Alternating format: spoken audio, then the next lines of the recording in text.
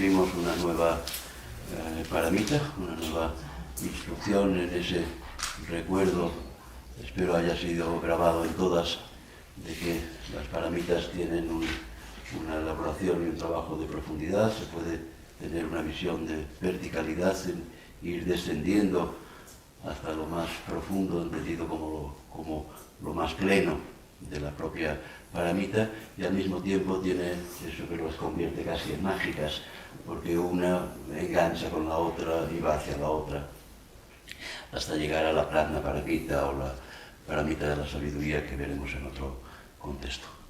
Abrimos con la cuarta paramita es la diligencia. Tiene que ver con la determinación, tiene que ver con esa actitud de empuje para comprometernos en el recorrido, comprometernos en los diferentes pasos de nuestro trabajo espiritual. También implica, lógicamente, la determinación de ponernos a hacer práctica. Hablaba de personas que tienen una tendencia a hacer mucha práctica de cojín, que necesitan salir un poco al mundo a seguir practicando en un contexto relacional sin cojín, y las personas que establecen mucha tendencia a practicar en el mundo relacional necesitan también poder entender y poder ecuanimizar con meditación de cojín. Es esa determinación, ese impulso, con ánimo fuerte, con un corazón valiente, dispuesto a seguir dando pasos en el recorrido de lo espiritual.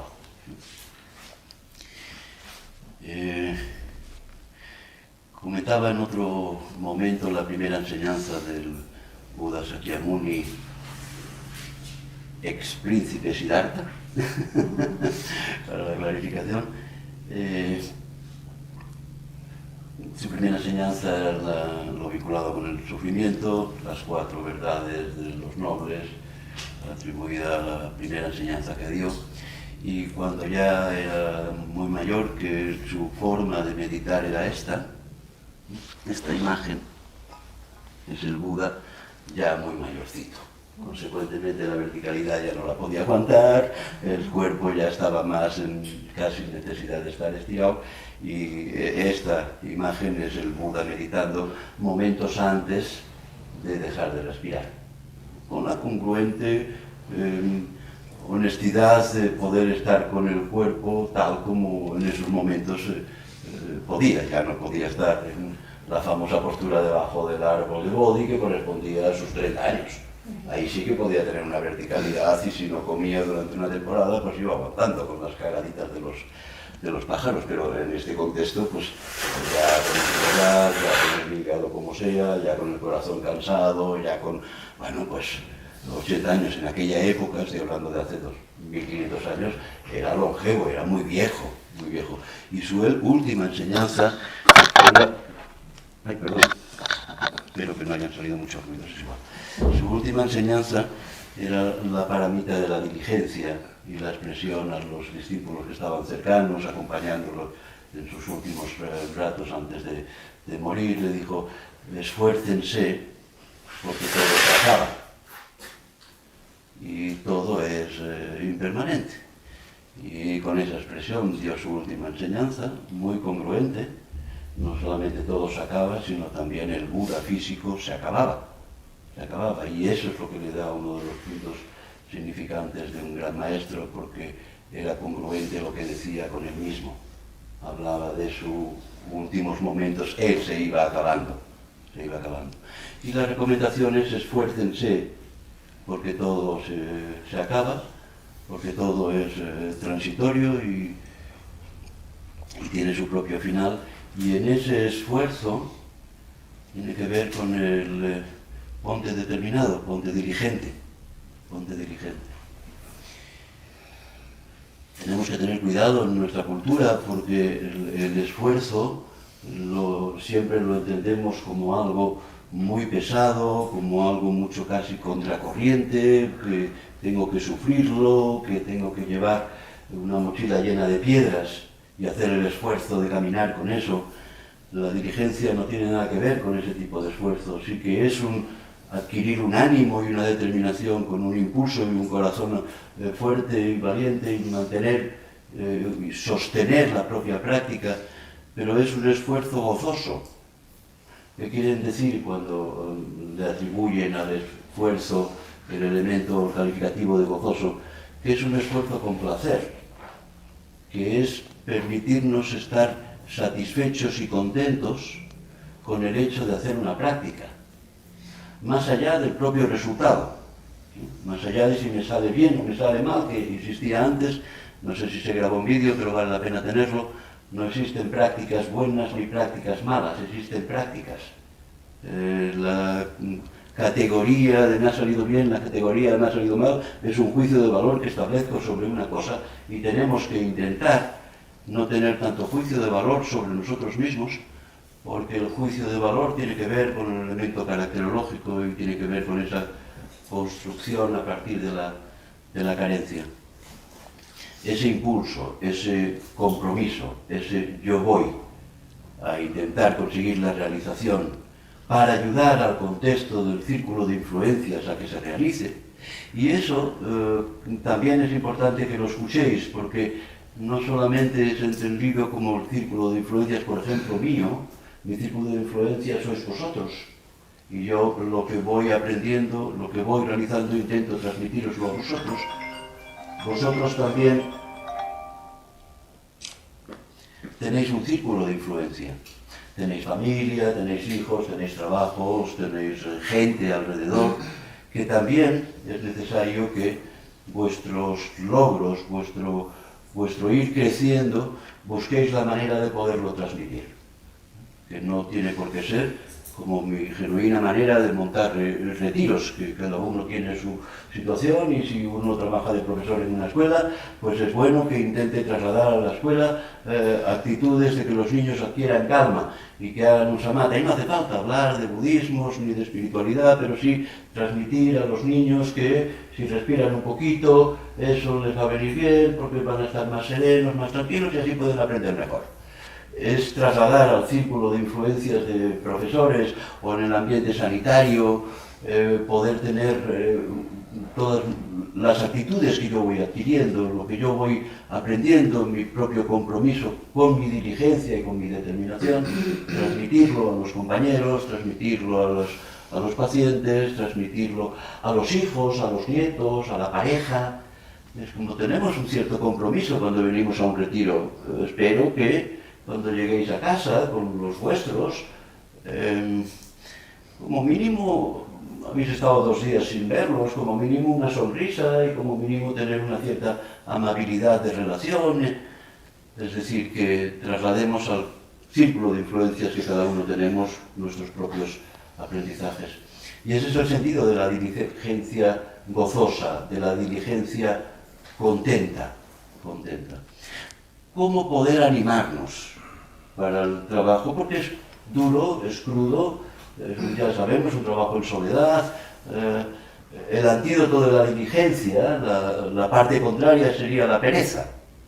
Pero no solo la pereza entendida como el sopor, que antes hacíamos broma, de las 4 de la tarde después de comer, sino también hay otras 2 modalidades de pereza, porque estamos tan llenos de cosas que no tienen demasiada significación, que no encontramos tiempo para la práctica, porque estamos muy llenos de cosas.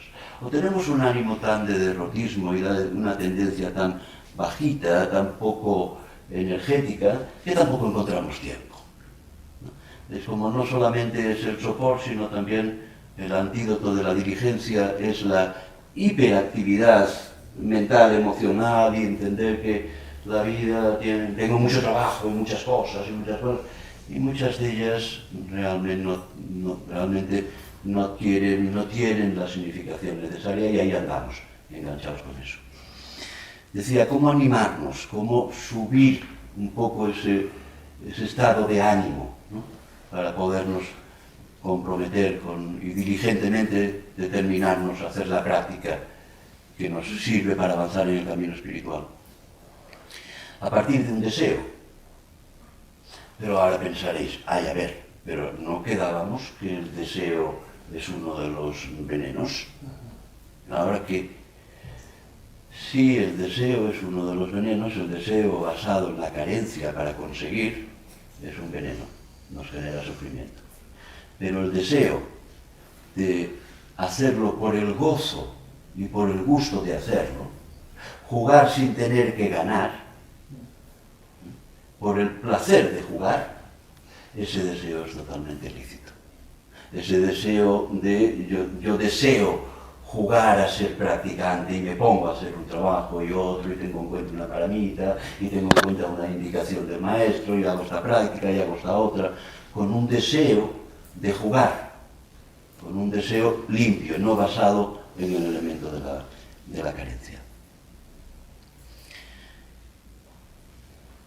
La diligencia gozosa, contenta, implica un reconocimiento propio, que no acostumbramos a hacer reconocimiento de nuestros logros en este recorrido, ¿no? Después haremos una experiencia que claramente ayudará a eso. Una cosa también que tiene que ver con ese... Yo creo que la sabiduría está en el gozo, en el esfuerzo, en el gozo, en el esfuerzo, en ese entender que hay deseos que son lícitos porque generan bienestar, el deseo de participar, el deseo de hacerlo basado en el gusto sin necesidad de ganar, yo creo que es algo muy loable. Si ponemos un ejemplo, una carrera de un maratón hay podium para 3, no hay más. Pero da gusto, si uno es atleta y si uno quiere hacer un maratón, correr el maratón aunque llegue el último. Pero ha corrido X kilómetros, ha caminado todo un trozo, ¿no? Y da gusto, ¿no? Un meditador no necesita tanto el podium, ser el primero, el segundo o el tercero, pero sí necesita recorrer, sí necesita participar. Hay esa expresión también del refranero que nos puede servir para entender esta paramita: más vale participar que ganar, creo que va así, más o menos, ¿no? Comprometerse en el trabajo espiritual, otro punto de sabiduría que nos otorga esta paramita, no quiere decir tener éxito. Cuidado con eso. La actitud noble, la actitud digna, es una actitud que cumple el compromiso. Pero cumplir el compromiso no quiere decir que vaya a tener éxito. Yo estoy comprometido y no siempre consigo el éxito de mi compromiso. No siempre. Pero estoy comprometido. Vamos a tener en cuenta un poquito eso, porque a veces asociamos comprometerme con conseguir, comprometerme con un determinado éxito. Me comprometo a hacer un maratón si gano. Si no gano, si no voy al podio, no estoy comprometido. No, no es cierto. Tienen el mismo compromiso en una carrera de maratón. Los 3 atletas fantásticos que llegan en muy poco tiempo y se les da la medalla, tienen el mismo compromiso que el último que llega, si ha hecho esa distancia que corresponde a, yo no sé mucho de maratones, pero bueno, si ha hecho 10 kilómetros, tiene el mismo compromiso el que llega al último que el que llega al primero. Primero tiene el éxito de la medalla, pero comprometerse no es tener éxito, es comprometerse.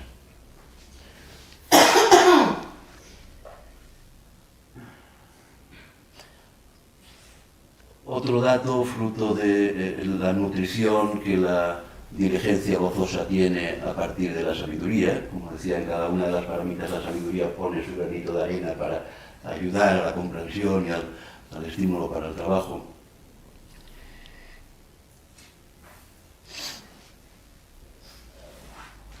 Hay muchas veces que no encuentro el ánimo para ponerme. Que puede más mi pereza o puede más mi dispersión en mil temas o una tendencia de autoestima un poco baja, porque estoy desanimado o porque estoy superexcitado o porque tengo un poco de sopor crónico, ¿no? Y muchas veces en mi propia práctica a mí me cuesta y no encuentro el ánimo por mí mismo. ¿Cómo podría solventar eso? ¿Qué me otorga de alguna manera la sabiduría para finalmente poder satisfacer mi compromiso? Yo muchas veces me pongo a practicar no tanto por mi deseo de practicar, sino por la coherencia de mi vínculo con mi maestro. El factor devocional con la figura del maestro muchas veces me ayuda a ponerme. La relación con el maestro, obviamente en el primer contexto que conozco a una determinada persona, que es un maestro y que enseña, pero todavía no es mi maestro, es un maestro. Normalmente uno estudia a esa persona, lo pone un poco a prueba, ve si realmente lo que dice es congruente con lo que hace, o si está inventándose una película, o si tiene un factor de compasión y de humanidad, si tiene una facilidad para tener el corazón abierto, si hay una capacidad de poder sonreír. Los buenos maestros sonríen, ¿eh? Los maestros que son muy serios tendrían que trabajar un poquito más. Hay una serie de actitudes que uno detecta después de haber estado en vinculación con muchos maestros y no todos considerarlos mi maestro. Pero una vez yo he situado a esa determinada persona como mi maestro, es decir, me he situado como su discípulo, en ese momento ya el maestro adquiere una especial significación y uno deja ya de cuestionarlo, deja ya de examinarlo, le atribuye toda la luminosidad, toda la realización y toda la capacitación a esa persona. Es decir, que un practicante necesita reafirmar y necesita revincular el factor devocional delante del maestro, para que de alguna forma en ese factor devocional no hay mejor regalo que se le pueda hacer a un maestro que practicar. A un maestro hay una tendencia a cuidarlo, a mimarlo, a darle cosas, o a prepararle el cafetito, etc. No hay una tendencia del maestro de amorosidad, pero el maestro se sabe hacer cafés. El maestro tiene sus recursos, no necesita tanto de la amorosidad del discípulo. Hay una cosa que tenemos los discípulos que el maestro no tiene, y es nuestra capacidad de practicar y de realizarnos.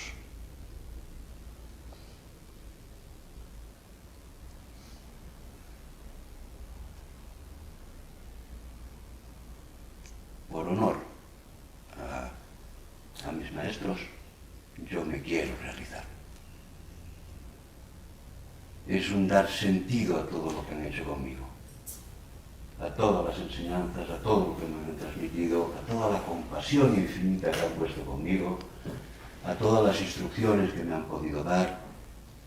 Yo le quiero regalar mi realización a mis maestros. Y muchas veces en mi dificultad y en mi pereza o despiste de muchas cosas o sensación de decaimiento, me ayuda a tener la diligencia gozosa y a ponerme a hacer la práctica, la vinculación devocional con mis maestros. Es un gran estímulo, es un gran estímulo. Sé claramente que ellos están contentos si yo practico y que da sentido a lo que hacen, da sentido a lo que hacen.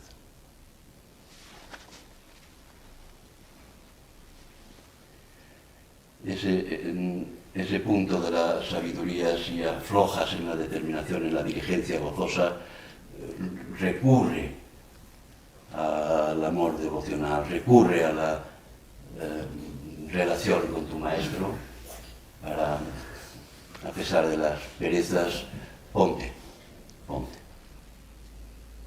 Da pasos, avanza, crece en lo espiritual, trabaja para mitas, haz sentadas, abre el corazón, todo lo que tiene que ver con el elemento de práctica espiritual. Todo eso es lo que en muchos momentos es bueno tener ese impulso inspirador propiamente de los maestros, incansables trabajadores conmigo, absolutamente compasivos, tremendamente generosos, sin esperar nada a cambio. No esperan que yo me realice, no. Yo espero poderles regalar mi realización.